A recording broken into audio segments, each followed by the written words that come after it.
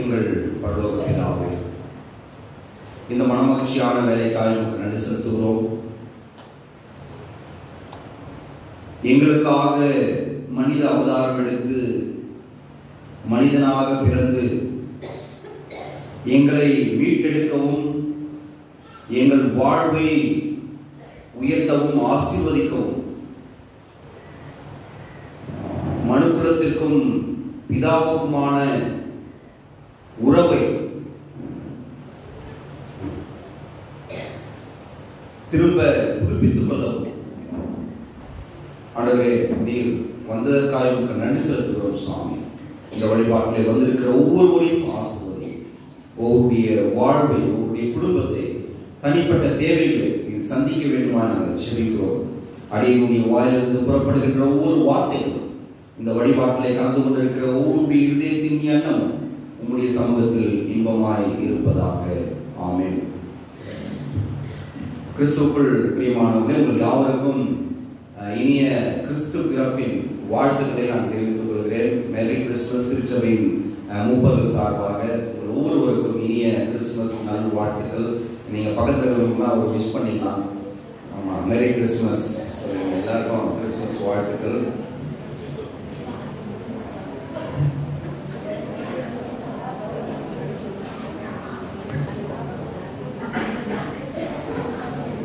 இந்த ஒரு மகிழ்ச்சியான தருணத்திலே உங்களை சந்திப்பதிலே மிகுந்த மகிழ்ச்சி, சந்தோஷம். எல்லாம் ட்ரெஸ்லாம் புது ட்ரெஸ் பண்ணுறோம். நல்ல ஒரு இனிமையான பொழுது விடியல் வருகின்ற நேரத்தில் புத்தாடைகள் கிடைத்து நல்ல பெண்கள்லாம் நல்ல மல்லிப்பூ 100 ரூபாவா 150 ரூபாய்க்கு எனக்கு தெரியல, ஏன்னா உத்தேசமாக வாங்கி சொல்றது என்ன சொல்ல போனாதீங்கன்னு சொல்லிடுவாங்க. ரொம்ப இனிமையான ஒரு சூழலிலே திருச்சபைக்குள் நாம் அமர்ந்திருப்பது ஒரு மிகப்பெரிய கிருபை தான். அந்த பண்டிகையின் கொண்டாட்டம் அல்லது மகிழ்ச்சி எதை நோக்கி இருக்கிறது என்று சொன்னால், ஒரு புதிய காத்திருத்தல் அல்லது புதுசா இருக்கணுங்க, புது ட்ரெஸ் போடணுங்க, ஒரு புதுமையா இருக்கணும். இந்த பண்டிகைனாலே அல்லது ஒரு ஃபெஸ்டிவல்னாலே ஒரு நல்ல சிறப்பான ஒரு உணவு சாப்பிட வேண்டும், அல்லது மற்றவர்களுக்கு இனிப்புகளை வழங்க வேண்டும், அல்லது மற்றவர்களுக்கு நம்மால் இயன்றதை நாம் செய்ய வேண்டும், அல்லது இந்த மகிழ்ச்சியை, சந்தோஷத்தை மற்றவர்களோடு பகிர்ந்து கொள்ள வேண்டும். இதையெல்லாம் தாண்டி இந்த கிறிஸ்துமஸ் கடவுள் என்ன பண்ணிட்டாரு? ஜீவனோடு இருக்கும்படியாக கடவுள் கிருபை செய்திருக்கிறார். இந்த கிறிஸ்துமஸ் கடவுள் என்ன பண்டிகையை கொண்டாடும்படியாக கடவுள் கிருபை செஞ்சிருக்கிறாரு. அப்போ கடவுளுக்கு நாம் நன்றி செலுத்தவும் இங்கே வந்திருக்கிறோம். அது மட்டும் இல்ல, இந்த கிறிஸ்துமஸாவது போன கிறிஸ்துமஸோட என்ன பண்ணோம்? நல்ல சிறப்பாக கொண்டாடணும். போன வருஷம் கிறிஸ்துமஸ்க்கு எங்கள் வீட்டுக்காரு என்ன பண்ணாரு? 1 கிராம் எடுத்து கொடுத்தாரு. இந்த முறை என்ன கொடுக்கணும்? ஒரு 4 கிராம எடுத்து கொடுக்கணும். ஏதோ ஒரு எதிர்பார்ப்பை நோக்கியும் இந்த பண்டிகைகள் இருக்கிறது. இந்த தென்னிந்திய திருச்சபையின் மூலமாய் நமக்கு தியானிக்கும்படியாய் கொடுக்கப்பட்டிருக்கிற தலைப்பு கிறிஸ்துமஸ், ஒரு புதிய விடியல். என் வாழ்க்கையில இது நடந்துடாதா? என் வாழ்க்கையில ஒரு முன்னேற்றம் வந்துடாதா? என்னுடைய வாழ்க்கையில ஒரு ஆசீர்வாதம் கிடைச்சிடாதா? நானும் படிச்சுட்டேன், ரொம்ப நாளா வேலைக்காய் காத்து கொண்டு இருக்கிறேன், எனக்கு இந்த வரப்போற புது வருஷமாவது ஒரு புதிய விடியலை, ஒரு புதிய ஆசீர்வாதத்தை கொடுத்து விடாதா? என் வாழ்க்கையில நான் எதிர்பார்த்து கொண்டிருக்கிற ஆசீர்வாதங்கள் இந்த கிறிஸ்துமஸ்ல எனக்கு கிடைத்து விடாதா என்று ஒரு பெரிய எதிர்பார்ப்பு நமக்கு இருக்கும். யாருக்கு இருக்குதோ இல்லையோ, இருக்கிற சின்ன குழந்தைங்களுக்கு பெரிய எதிர்பார்ப்புகள் இருக்குது. எங்க சன் இன்னும் கேட்டுக்கொண்டு இருக்கிறார், இந்த கிறிஸ்துமஸ்க்கு எனக்கு என்ன பண்ணணும்? ஒரு வாட்ச் வாங்கி கொடுக்கணும். அவரு இன்னைக்கு காலையில எப்போ பொழுது விடியும் வெயிட் பண்ணுகிறார். என்னன்னு, எங்க அப்பா எனக்காக ஒரு வாட்ச் வாங்கி கொடுப்பாரு. ஆல்ரெடி ஏற்கனவே வாங்கி கொடுத்ததெல்லாம் உடைச்சிட்டாரு. ஆனா இப்ப என்ன பண்றாரு? எனக்கு திரும்பவும் புதுசா எனக்கு வேணும். அநேக தீர்க்கதரிசிகளை, அநேக இறை தூதுவர்களை, அநேக இறை மக்களை கடவுள் மக்களிடத்திலே மீட்கும்படியாய் அனுப்பி கொண்டே இருக்கிறார். எல்லாரையும் அனுப்புறாரு. இவர்களை மீட்டு விட வேண்டும், இவர்களை ரட்சிக்க வேண்டும், இவர்களை பாவத்திலிருந்து இவர்களை கரை சேர்க்கணும். ஆனா கடைசி என்ன பண்றாரு? தன் சொந்த மகனை, தன் சொந்த குமாரனை, தன் ஒரே புத்திரனை கிருபாதார பலியாய் கடவுள் நமக்கு கொடுக்க அவர் சித்தமாய் இருக்கிறார்.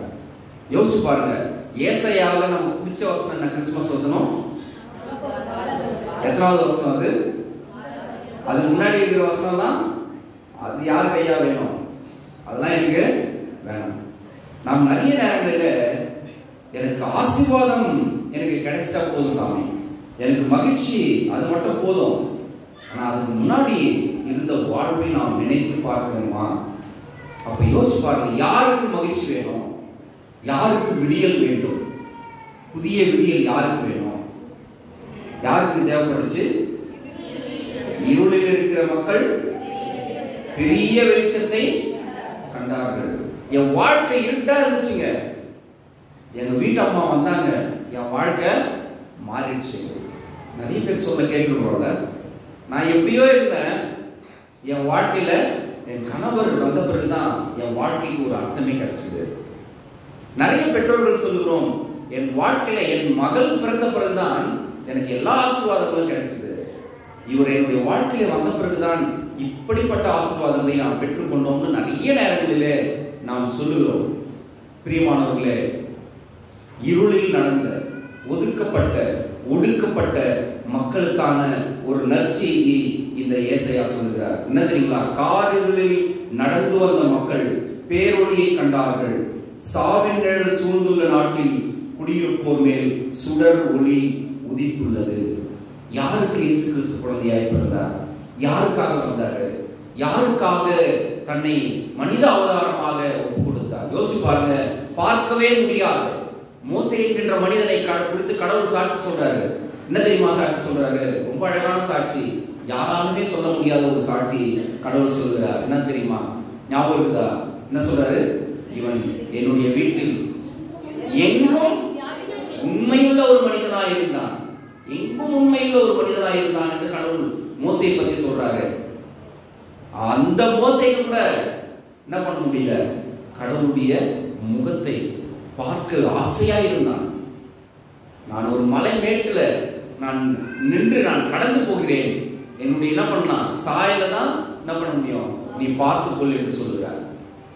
அப்படி பார்க்கவே இயலாத, காணவே முடியாத, நம்முடைய மனித கண்களால் பார்க்க முடியாத கடவுள் நம்ம கூடவே இருக்கிறாங்க. நம்ம கூடவே இருக்கிறார். வார்த்தையாகிய கடவுள். நீங்க சயின்ஸ் படிக்கிறவங்களாம் சொல்லுவீங்க, என்ன சொல்றீங்க? பிக் பேங் தியரி என்று சொல்கிறீர்கள். நாங்கள்லாம் யோவான் 1ஆம் அதிகாரத்தை நாங்கள் இன்னும் பற்றி பிடித்துக் கொண்டிருக்கிறோம். ஆதியிலே வார்த்தை இருந்தது, அந்த வார்த்தை கடவுளோடு இருந்தது, அந்த வார்த்தை கடவுளாகவே இருந்தது. அந்த வார்த்தை மனித அவதாரம் எடுத்து நம் மத்தியிலே வந்து வாசம் பண்ணினார். யோசிச்சு பாருங்க, நடக்கவே முடியாத ஒரு விஷயத்தை கடவுள் இங்கே செய்கிறார். எதற்காக? இதெல்லாம் எங்கேயுமே வந்து முடியுது? ஒருவருடைய அன்பு. யோசிச்சு பாருங்க, வீட்டில் எல்லாரும் வித்தியாசமா இருப்பாங்க, அந்த வீட்டையே கட்டி காப்பாற்றி கொண்டிருக்கிற ஒரு ஜீவன் இருக்கும். ஒன்று அந்த வீட்டில் இருக்கிற அம்மாவா இருப்பாங்க, இல்லைன்னா அந்த வீட்டில் இருக்கிற தந்தையா இருப்பார். யார் எப்படி போனாலும் எல்லாரையும் கூட்டி சேர்த்து என்ன பண்ணுவாரு, அந்த வீட்டை நடத்தி கொண்டு போகிறவர்களா இருப்பாங்க. அப்போ இந்த அழிந்து போகின்ற மனு குலத்தை காப்பாற்றுவதற்கு யாருங்க இவ்வளவு பெரிய ரிஸ்க் எடுத்தது? ரொம்ப அழகான ஆன்சர் நம்ம கிட்டே தான் இருக்குது. யோவான் 3ஆம் அதிகாரம் 16ஆம் வசனத்தை வாசிங்க. எவனோ எதை அடைந்துள்ளனோ நித்திய ஜீவனை அவரை இயேசு கிறிஸ்துவை தந்தருளி உலகத்தில் இவ்வளவாய் அன்பு கூர்ந்தார். நாம் எல்லோரும் மீட்கப்படும்படியாய், யாரெல்லாம் இயேசுவை கடவுள் நம்புறோமோ, யாரெல்லாம் இயேசு விசுவாசிக்கிறோமோ, அவர்கள் எல்லோருமே ரட்சிக்கப்படும்படியாய் தன்னுடைய சொந்த குமாரனை கொடுத்த பிதாவினுடைய அன்புக்கு ஈடு இணை இந்த உலகத்தில் எதுவுமே இல்லை. அப்ப பிதா தன் சொந்த குமாரனை கொடுத்து நம்மை மீட்கும்படியாய் அவரை அனுப்பினார்னா, அப்ப அவருடைய அன்பு எவ்வளவு சிறப்பானது. அதை நாம எடை போட்டே பார்க்க முடியாது. அதை நாம் நிறுத்தி இவ்வளவுதாங்க அவருடைய அன்புன்னு சொல்லவே முடியாது. அப்ப அந்த பிதாவின் அன்பு என்பது அது விலை மதிக்க முடியாத அன்பு. அந்த பிதாவினுடைய அன்பால தான் வார்த்தையாகிய கடவுள் நமக்கு என்ன பண்ணாரு, மாம்சமாய் நம் மத்தியிலே நம்மோடு கூட நடமாடுகிற ஒரு சாதாரண மனிதனாய் இயேசு கிறிஸ்து பிறக்கிறார். யோசிச்சு பாருங்க, இந்த கிறிஸ்துமஸுடைய சாராம்சம் ஒரு பெரிய வரலாறு நிகழ்கிறது. ஆனால் அங்கே ஒரு அமைதியாய் நிகழ்ந்து கொண்டிருக்கிறது. இப்பதான் கிறிஸ்துமஸ் வரும். அப்போ பிதாவுடைய அன்பு அதை யாராலுமே விலக்கி சொல்ல முடியாது. இவ்வளவுதாங்க அப்படின்னு சொல்ல முடியாது. அப்போ உங்களையும் என்னையும் பிதா எவ்வளவு நேசிக்கிறாரா இல்லையா? நீங்க ஒரு நாளும் கவலைப்படாதீங்க. என்னை விசாரிக்கிறதுக்கு யாருமே இல்லைன்னு யோசிக்காதீங்க. என்னை இந்த உலகத்தில் நேசிப்பதற்கு யாருமே இல்லை என்று சொல்லாதீர்கள். என்னை விசாரிப்பதற்கும் என்னை அணுகுவதற்கும் அல்லது என் மீது அன்பு காட்டுவதற்கும் கருணை காட்டுவதற்கும் இந்த உலகத்தில் யாரும் இல்லை என்று நாம் ஒரு நாளும் சொல்லக்கூடாது. ஏனென்று சொன்னால் பிதாவாகிய கடவுள் தன் சொந்த குமாரனை நமக்காக கொடுத்திருக்கிறார். ஒரு பரபரப்பான சூழல்ல கிட்டத்தட்ட பார்த்தீங்கன்னா ஒரு 2-3 மாசமா நம்ம ஊர்ல பயங்கரமான டிராபிக். அதுக்கு பயந்துட்டே நான் என்னுடைய 4 வீலரை எடுக்கல. ஏன்னா இந்த டிராபிக்ல நம்ம எப்படியாவது என்ன பண்ணோம், நீச்சல் அடிச்சு நம்ம போய் சேர வேண்டியது போய் சேர்ந்துடணும். 2000 வருஷத்துக்கு முன்னாடி இப்படி ஒரு பரபரப்பான சூழ்நிலை வந்துச்சு. என்ன பண்றாரு, ஒரு ராஜா ஒரு சட்டம் போடுறாரு. என்ன பண்ணணும், நீங்க எல்லாம் போய் குடிமதிப்பு எழுதுங்கன்ற. எல்லாரும் என்ன பண்றாங்க, சொந்த ஊருக்கு துணிமணி எல்லாம் கட்டிக்கிட்டு வேக வேகமா ஓடுறாங்க. ஆனா அங்கே நம்முடைய மரியாளும் யோசேப்பும் ரொம்ப அழகான ஒரு விஷயம் நடக்குது. பரபரப்பான சூழல். பெத்லகேம்ல எந்த ஒரு பிறந்தாரு சாமி தெரியலமா, சொல்லுங்கம்மா, எங்க பிறந்தாரு? சாதாரண ஒரு என்ன சொல்றது சின்ன ஊர்ல பெத்லகேமில் பிறந்தவரை போற்றி துதி மனமேல் பார்க்கிறோம். பெத்லகேம் ஊர்ல பிறக்கிறாரு. இங்க இருளில் நடக்கிற மக்கள் பெரிய வெளிச்சத்தை கண்டார்கள் என்று ஏசாயா தீர்க்கதரிசி எழுதுறாரு. அது எந்த ஊரு? அங்க இருக்கிற லிஸ்ட் எல்லாம் நீங்க படிச்சீங்கன்னா தெரியும். இன்னும் பழைய ஏற்பாட்டில் இருக்கிற தீர்க்கதரிசன நூல்ல வருகின்ற என்னது, நீ சாதாரண ஊர் இல்லப்பா, நீ சின்ன ஊர் இல்ல, என்ன பண்ண போறாரு, உன்னிலிருந்து தான் கடவுள் வரப்போகிறார். அப்ப இயேசுவானவர் பிறப்பதற்கு முன்பதாக ஒரு பரபரப்பான சூழ்நிலை இருக்குது. அங்கே இந்த யோசேப்பும் மரியாளும் அந்த பெத்லகேமிலே தங்குவதற்காக இடம் தேடி போகிறார்கள். யோசிச்சு பாருங்க, அவங்கவுங்க போய் பத்திரமா ட்ரெஸ் எடுத்துன்னு கிறிஸ்துமஸை கொண்டாட்டா போதும். என்ன பண்ணாங்க, எல்லாரும் போய் சத்தத்தை இடம் முடிச்சிட்டாங்க. ஆனால் இயேசுக்கு இடம் இல்லை. அவர் பிறக்கும் போதும் இல்லை, வாழும் போதும் இல்லை, இப்ப அவர் கல்லறையிலே கிடையாது. அவர் பிதாவோடு இருக்கிறார். மனிதகுமாரனுக்கு தலை சாய்க்க இடமில்லை என்று சொல்கிறார். அவர் பிறக்கும் போதும் இடம் இல்லைங்க. ஆனா அவருக்கு இடம் கொடுக்க உங்களால முடியும். எங்க முடியும்? உங்களுடைய இருதயத்திலே முடியும். ஒருவன் கதவை திறந்தால் அவனுக்கு உள்ளே நான் பிரவேசிப்பேன், உள்ளே வாசம் பண்ணுவேன் என்று கடவுள் சொல்கிறார். அப்ப யோசிச்சு பாருங்க, இவங்க இடம் தேடி அலைகிறார்கள். பரபரப்பா எல்லோரும் தன் சொந்த வேலைகளிலே மூழ்கி போயிருக்கிறார்கள். அங்கே ஒரு அழகான குழந்தை பிறக்க போகுதுன்ற விஷயம் அக்கம் பக்கத்தில் இவங்களுக்கு யாருக்கும் தெரியல. என்ன நடக்குது, இவங்க போய் கண்டுபிடிச்சு ஒரு இடத்துல குழந்தை பிறந்து ஒரு மாட்டு கொட்டையில போய் அவங்க தங்கி இருக்கிறார்கள். அங்கே என்ன பண்றாரு, யோசேப்பு மரியாள் குழந்தையை இருக்கிறார். இங்க இன்னொரு இடத்துல வேற ஒரு நிகழ்ச்சி நடக்குதுங்க. ஆடு மேய்க்கின்ற மேய்ப்பர்கள் ஒரு பக்கம் உட்கார்ந்துக்கிறாங்க. அவங்க மத்தியிலே தேவதூதர்கள் காட்சி கொடுக்கிறார்கள். தேவதூதர்கள் காட்சி கொடுத்து ரொம்ப அழகான 3 விஷயம் சொல்றாங்க. அழகான பாடல், உலகத்தில் தலை சிறந்த பாடல் பைபிள்ல எங்க இருக்குது அப்படின்னு கேட்டீங்கன்னா இதைதான் சொல்றேன். ஏன் தெரியுமா? 3 வரி. இந்த 3 வரியிலேயே எல்லா ரகசியங்களையும், கடவுளுடைய எல்லா அன்பையும், மனுக்குலத்தையும் அப்படியே கூட்டி வச்சிருக்கிறாங்க. என்னங்க கூட்டி வச்சிருக்கிறாரு? என்ன அந்த 3 வரி யாராவது வாசிங்க. உன்னதத்தில் தேவனுக்கு மகிமை, பூமியில் சமாதானம், மனிதர் மேல் பிரியம் உண்டாவதாக. இன்னும் ஒரு அழகான வார்த்தைகள். கடவுளுக்கு மகிமை உண்டாகுங்க, நல்லதுதான். பூமியில சமாதானம் இருக்கட்டும், நல்லதுதான். மனிதர் மேல் பிரியம் உண்டாகட்டும், நல்லதுதான். இந்த புதிய மொழிபெயர்ப்புல ரொம்ப அழகாக சொல்லப்பட்டிருக்கிறது. இது நான் வித்தியாசமா உங்களுக்கு எளிமையா புரிந்து கொள்ளக்கூடிய சொல்றேன். எப்பங்க கடவுளுக்கு மகிமை வரும், எப்போ உண்டாகும் தெரியுமா? பூமியில சமாதானம் இருந்தால் மகிமை வரும். எப்போ சமாதானம் இருக்கும்னா மனிதர் மேல் பிரியம் இருந்தால் இருக்கும். நீங்க இந்த 3 வார்த்தைகளை 3 லைனை நீங்க பிரிச்சு பாருங்க.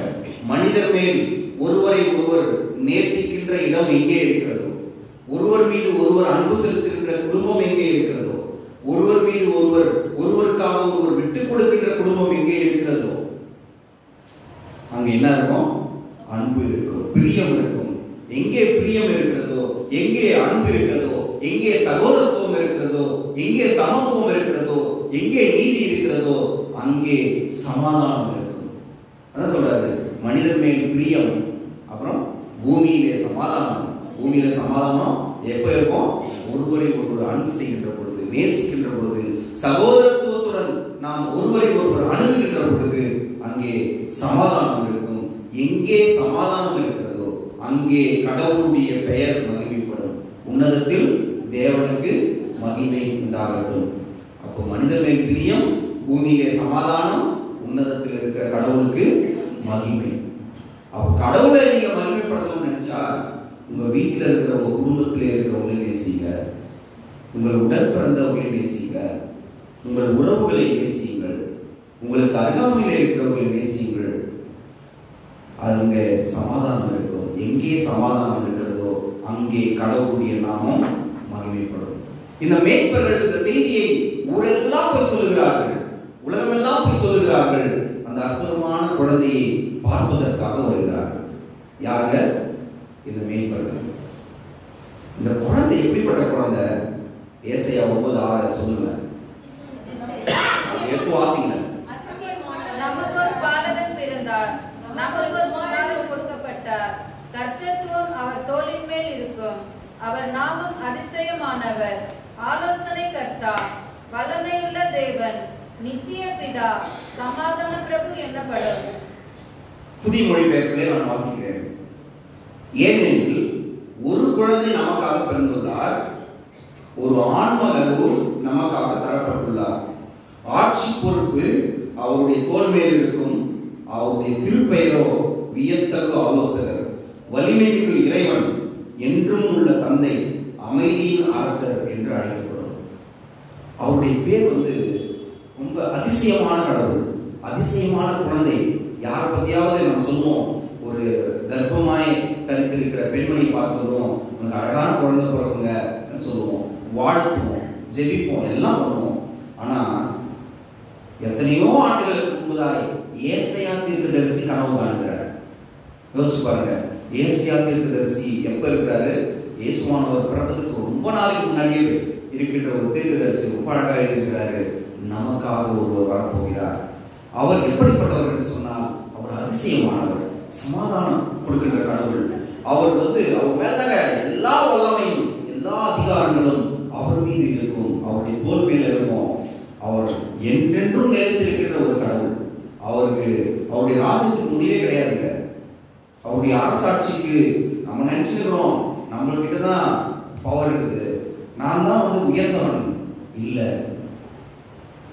அவர்கிட்ட எல்லாம் இருந்தும் எல்லாவற்றையும் வெறுத்து அடிமையின் ரூபம் எடுத்து சாதாரண மாட்டுக்கு தீவனம் வைக்கின்ற தீவன தொட்டியிலே படுத்துக் கொண்டிருக்கிற இந்த குழந்தையை கவனிக்காமல் பெத்லகேமில் எத்தனை பேர் ஓடிக்கொண்டிருந்தார்கள் தெரியாது. ஆனால் அவங்களுக்கெல்லாம் தெரியாது, இந்த குழந்தை 2000 வருஷம் கழித்தும் இந்த குழந்தையை பற்றி பேசப்படும் என்று அங்கே இருந்தவர்களுக்கு தெரியாது.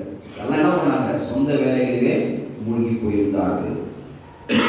ஒருவேளை நீங்கள் செய்கின்ற ஊழியம், ஒருவேளை நீங்கள் உழைக்கின்ற உழைப்பு, நீங்கள் செலுத்துகின்ற உங்கள் குடும்பத்தின் மீது வைத்திருக்கிற அன்பு இன்றைக்கு ஒருவேளை மற்றவர்களால் கவனிக்கப்படாமல் போயிருக்கலாம். ஆனால் நீங்கள் ஒரு வரலாற்றை எழுதி கொண்டிருக்கிறீர்கள் என்பதை மறந்து விடாதீர்கள். இயேசு கிறிஸ்து குழந்தையாய் பிறந்த பொழுது அங்கே இருந்து சுற்றி இருந்தவர்கள் கண்டுகொள்ளல, ஆனால் அங்கே ஒரு வரலாறு எழுதப்பட்டு கொண்டிருந்தது. நீங்க நினைக்கலாம், ஆண்டவரே நான் உமக்காக ஓடிக்கொண்டே இருக்கிறேன், என்னை யாருமே கண்டுக்கலையே, ஆண்டவரே நான் இந்த குடும்பத்துக்காக இவ்வளவு நான் கஷ்டப்படுறேனே, என் பிள்ளைகள் என்னை மதிக்கலையே, இந்த குடும்பத்திற்காக நான் உழைத்துக் கொண்டே இருக்கிறேனே, என்னுடைய மனைவியும் என்னுடைய பிள்ளைகளும் என்னுடைய அன்பை புரிந்து கொள்ளவில்லை என்று ஒருவேளை நீங்க யோசிக்கலாம். நிச்சயமாய் அது அப்படி அல்ல. நீங்கள் ஒரு வரலாறு எழுதி கொண்டிருக்கிறீர்கள்.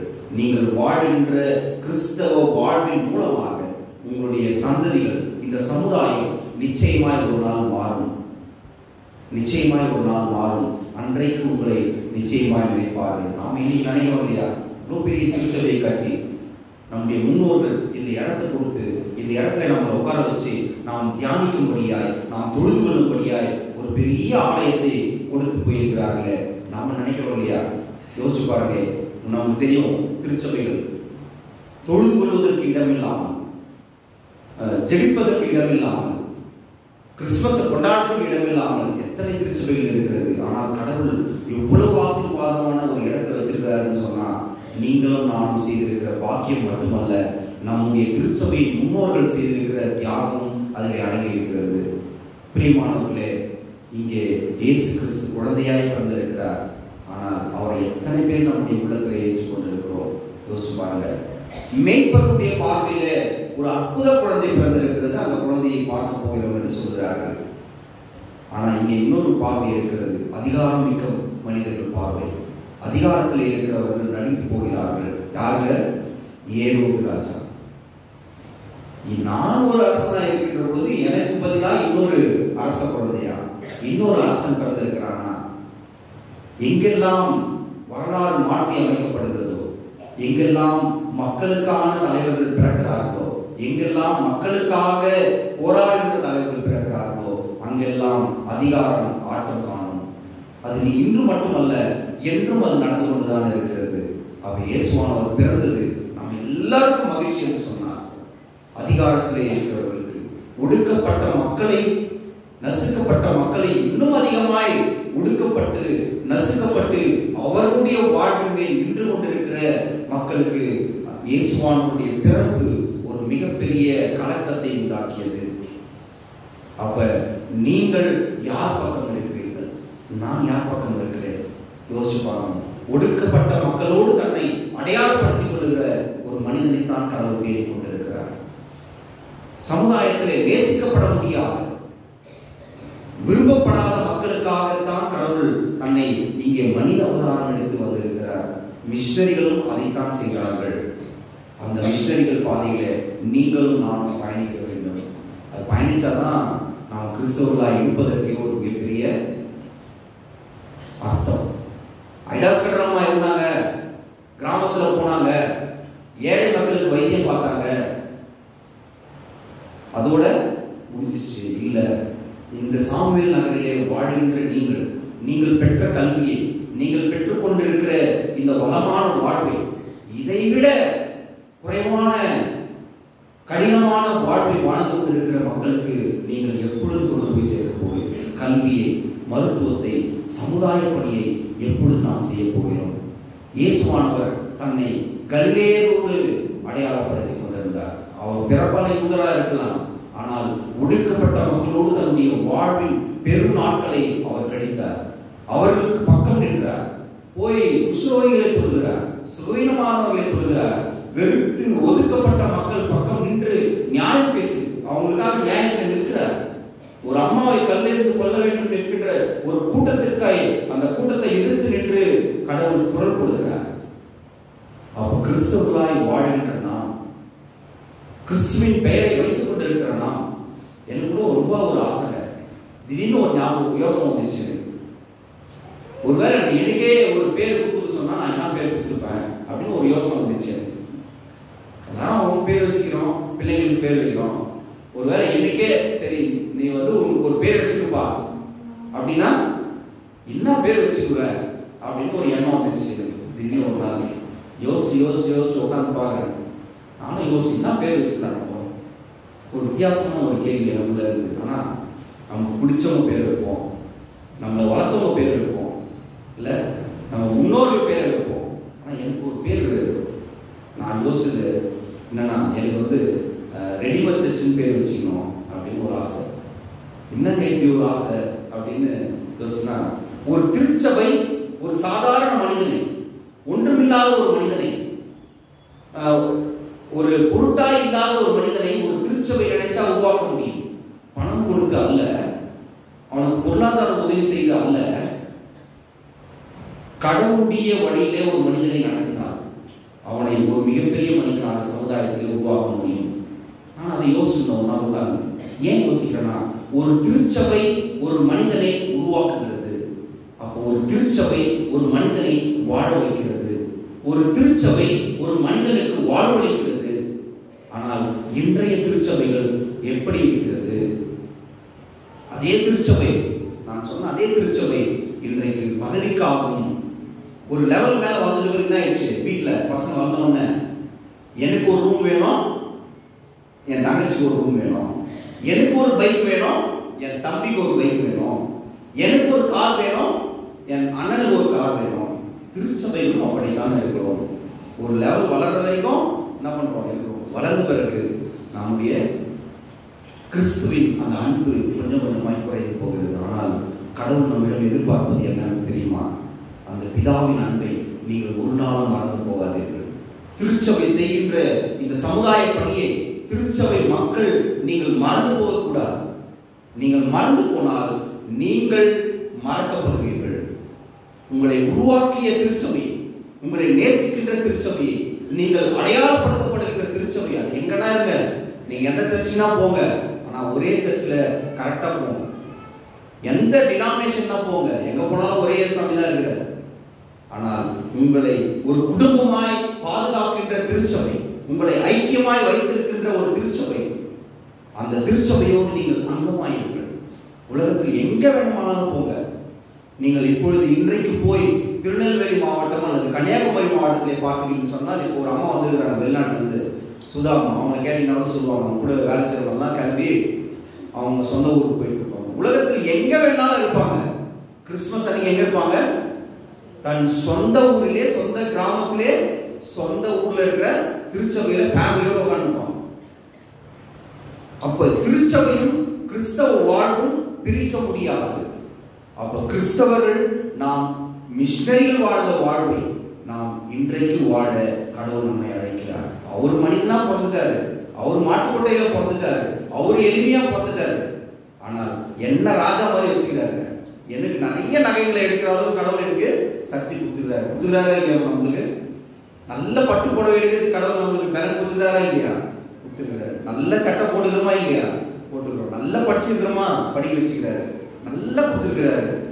அதே வாழ்வை உங்கள் சமுதாயத்தோடு இருக்கின்ற மக்களுக்கு, நீங்கள் அடுத்த தலைமுறைக்கு நீங்கள் கொடுக்க வேண்டும் என்று கடவுள் விரும்புகிறார். அடிக்கடி நான் சொல்ற வார்த்தை, இறைக்கிற கிணறு தான்.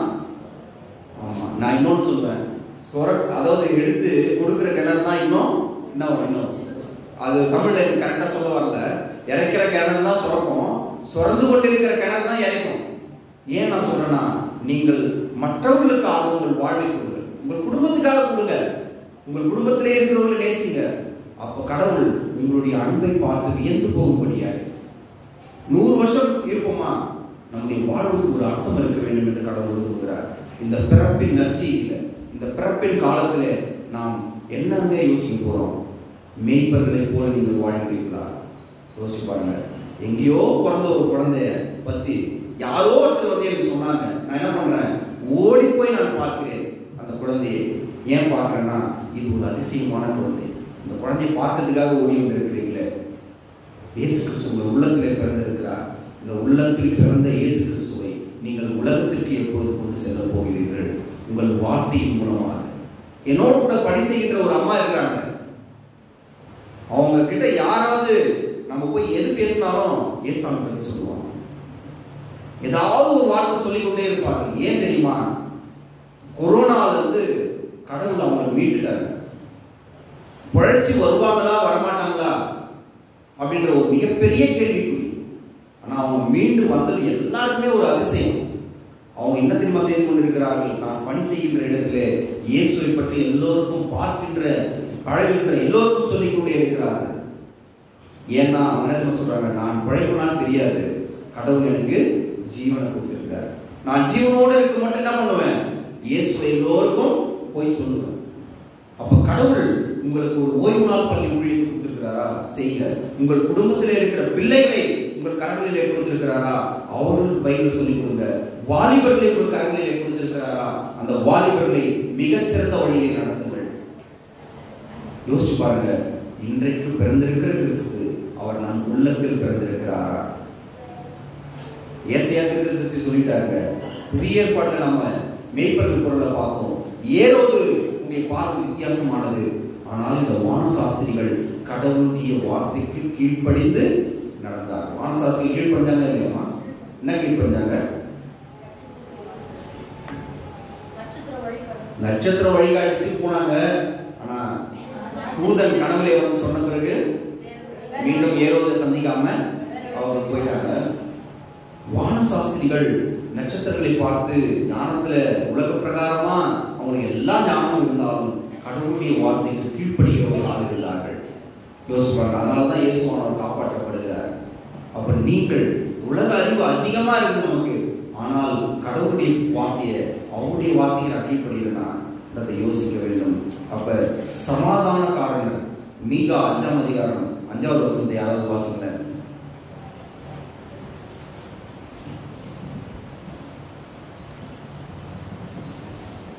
மீகா 5:4 அல்லது 5:5 நம்முடைய தேவனாகிய கர்த்தருடைய நாமத்தின் மகத்துவத்தோடு மேய்ப்பார். ஆகையால் அவர்கள் நிலைத்திருப்பார்கள். அவர் இனி பூமியின் எல்லை பரியந்தமும் மகிமைப்படுத்துவார். இதே சமாதானக்காரர்.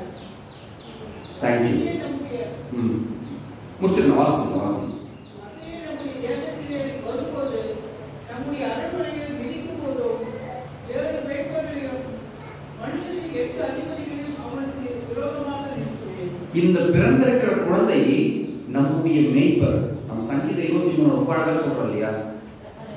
கர்த்தரின் மேய்ப்பராக இருக்கிறார். இந்த பிறந்திருக்கிற குழந்தை அவர் நம்முடைய மேய்ப்பர்.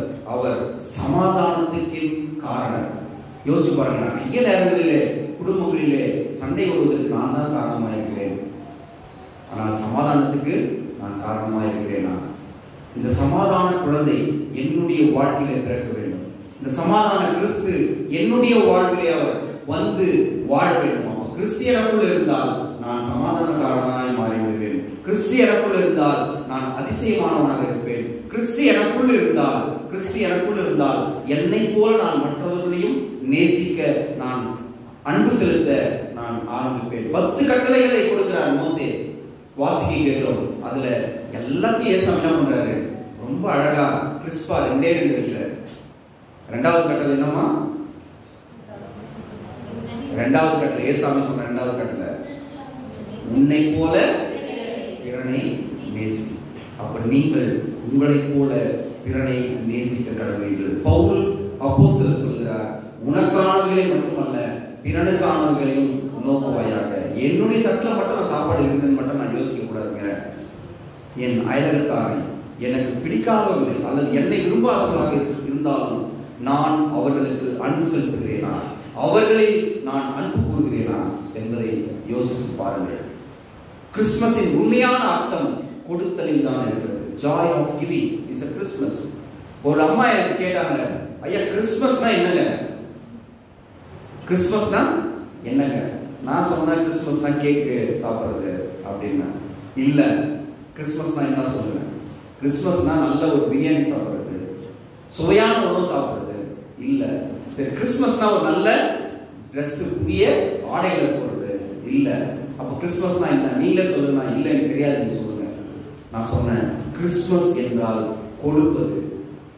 ஏங்க கிறிஸ்துமஸ் என்றால் கொடுப்பது? பிதாவாகிய கடவுள் தன் சொந்த மகனை மனித அவதாரம் எடுக்கும்படியாய் வார்த்தையாய் இந்த கடவுளை பிடிச்சி, இல்லப்பா நீ தான்ப்பா போனோம், நீ தான் போய் என்ன பண்ணோம், என்னுடைய மக்களை, நான் உருவாக்கின மக்களை, ஆதாம் ஏவாள் செய்த சிறிய தவறால் ஏற்பட்ட இவ்வளவு பெரிய மானுட பிழையை யாரால் சரி செய்ய முடியும்? இயேசு கிறிஸ்து ஒருவரால் தான் செய்ய முடியும். உலகத்தில் அநேக குருக்கள் இருக்கிறார்கள், அநேக வழிகாட்டிகள் இருக்கிறார்கள், அநேக நல்வழிகளை போதிக்கிறவர்கள் இருக்கிறார்கள். ஆனால் இயேசு கிறிஸ்து எல்லாரிலும் இருந்து எங்கே வேறுபடுகிறார் என்று சொன்னால், என்னை தவிர, என்னை அல்லாமல், என்னை தவிர வேறொரு, அதாவது என்னை கடந்து வேற யாரும் பிதா கிட்ட போக முடியாது. நானே வழியும் சத்தியமும் ஜீவனுமாக இருக்கிறேன். நானே வாசல், நானே வழி என்று கடவுள் சொல்கிறார். யாரும் சொல்லாத ஒரு வார்த்தை, யாரும் சொல்லாத ஒரு வழி. இயேசுவானவர் சொல்றாரு, நானே வழியும் சத்தியமும் ஜீவனுமாக இருக்கிறேன். ஒருவன் என்னை அல்லாமல் பிதாவினிடத்தில் வரான். நீங்கள் இந்த உலகத்தில் எல்லா செல்வங்களையும் சேர்த்து விட முடியும், இந்த உலகத்தில் எல்லா அதிகாரங்களையும் பெற்றுவிட முடியும், இந்த உலகத்தில் எல்லா பொருளையும் நீங்கள் ஈட்டிவிட முடியும். ஆனால் பரலோகத்தில் ஒரு ஸ்கொயர் ஃபீட் என்ன விலைன்னு யாராவது சொல்ல முடியுமா? நீங்க சொன்னீங்கன்னா எனக்கு ரொம்ப நல்லா இருக்கும். ஏன் யாரோட சொல்ல முடியும்? அங்க போய் பார்த்தவங்களுக்கு தான் தெரியும். என்ன சொல்றாரு? என்னை கண்டவன் பிதாவை கண்டான். அப்ப யோசிச்சு பாருங்க, நாம் பிதாவாகிய கடவுளை, பார்க்க முடியாத கடவுளை, நாம் பார்க்கவே இயலாத ஒரு கடவுளை நாம் பார்க்கும்படியாய் நடந்தது சொன்னார். அது இயேசு கிறிஸ்து ஒருவரால் மாத்திரம்தான். அவருடைய பிறப்பு என்பது ஒரு சாதாரண நிகழ்வு அல்ல, அது ஒரு சரித்திர நிகழ்வு. நீங்கள் பிறக்கும் போது நிறைய நீங்க கேட்டிருப்பீங்க, நாம் பிறப்பது சாதாரணமாக இருக்கலாம், ஆனால் ஆமா ஒரு வரலாறாக இருக்க வேண்டும். ஆனா இயேசுவுடைய பிறப்பு ஒரு வரலாறு தாங்க. கிறிஸ்து பிறப்பதற்கு முன் என்னுடைய 4வது அசரியா சொல்றாங்க, என்னோட சன் சொல்றான், பா ஏடி வருது, அப்புறம் பிசி வருது, இயேசுசாமி தான் ஸ்பெஷல் அப்படின்றாரு. யோசிச்சு பாருங்க, வரலாற்றை இரண்டாக மாற்றிய கிறிஸ்து என்னும் நாயகர், கிறிஸ்துவுக்கு முன் கிறிஸ்துவுக்கு பின் என்று சொல்லுகிறோம். அப்ப கிறிஸ்து பிறப்பதற்கு முன் இத்தனை ஆண்டுகள், நம்மளாம் எங்க இருக்கிறோம்? கிறிஸ்து பிறப்பதற்கு பின் 2024 இருக்கிறோம். அப்போ வரலாற்றை ஒரு சாதாரண குழந்தையால் மாற்றி அமைக்கப்பட முடிகிறது என்று சொன்னால் அது சாதாரண குழந்தை அல்ல. அவங்க யோசிச்சு பாருங்க, அந்த சாதாரண குழந்தை யாருக்காக பிறந்தது? உங்களுக்காகவும் எனக்காகவும் பிறந்தது.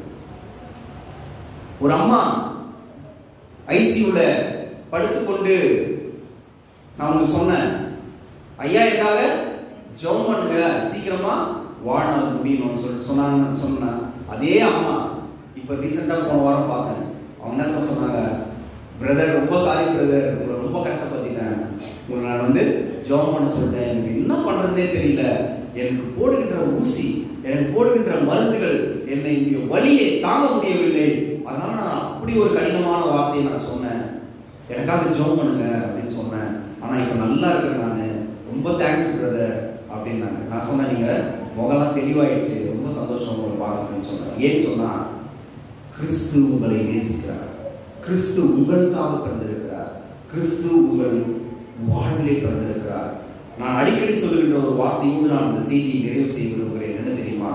இங்கே இருக்கின்றவர்கள் பல்வேறு சூழ்நிலைகளில் நாம் வளர்ந்திருக்கிறோம், பல்வேறு கல்விகளை நாம் பெற்றிருக்கிறோம், பல்வேறு கல்வி அறிவிலே நாம் உயர்ந்திருக்கிறோம். வித்தியாசங்கள் இருக்கலாம், செல்வ செழிப்பிலே வித்தியாசங்கள் இருக்கலாம், ஆனால் உங்களில் நான் எதை காண்கிறேன் என்று சொன்னால், உங்களுக்குள் இருக்கும் கடவுள் தன்மை, உங்களுக்குள் இருக்கும் கிறிஸ்துவை தான் காண்கிறேன். ஆகையினால இந்த கிறிஸ்துமஸ் காலத்திலே நாம் யாவரும் ஆண்டவர் நம்முடைய உள்ளத்தில் பிறக்க வேண்டும் என்று நாம் நினைப்போம். கண்களை மூடி நாம் ஜெபம் செய்வோம். எங்கள் பரலோகத்தின் ஆண்டவரே, இப்பொழுதுமாய் சுவாமி, குழந்தையாய் பாலகனாய் எங்கள் வாழ்விலே நீர் பிறந்து எங்களை மீட்டெடுக்கும் பொருளாக, எங்களை ரட்சிக்கும் பொருளாக இந்த உலகத்தில் மனித அவதாரம் எடுத்து எங்களை நேசித்திருக்கிற கிருபைக்காய் நன்றி செலுத்துகிறோம். நாங்கள் எங்களை மட்டும் அல்ல ஆண்டவரே, இந்த சமுதாயத்திலே கஷ்டப்படுகிற கடினமான வாழ்வு வாழ்கின்ற மக்களையும் நாங்கள் நினைக்க இந்த கிறிஸ்துமஸை நாங்கள் ஒரு அர்த்தமுள்ள கிறிஸ்துமஸாய் கொண்டாட கிருபைக்காக சுவாமி. அநேக மக்கள் உணவில்லாமல், உடை இல்லாமல், உறைவிடம் இல்லாமல் கடினமான வாழ்வு வாழும் மக்கள் இன்றைக்கும் போர்க்கால சூழலிலே, கடினமான சூழலிலே, நோய்கள் மத்தியிலே அன்றைய போராடி கொண்டிருக்கிற மக்களுக்காக நாங்கள் மன்றாடுகிறோம் சுவாமி. இந்த மனுக்குலத்தை நீர் நேசிக்கிறவர், எல்லா மனிதர்களையும் நேசிக்கின்ற கடவுள், அவர்கள் ஒவ்வொருவரையும் ஆசீர்வதினாண்டவரே. மீண்டுமாய் இந்த வழிபாட்டிலே கலந்து கொண்டிருக்கிற ஒவ்வொரு சகோதர சகோதரிகளையும் நீர் ஆசீர்வதிக்க வேண்டுமாய் நாங்கள் ஜெபிக்கிறோம். ஒவ்வொருடைய தனிப்பட்ட வாழ்வை, குடும்ப வாழ்வை நீர் ஆசீர்வதியும். இயேசுவின் நாமத்தில் பிதாவே, ஆமென்.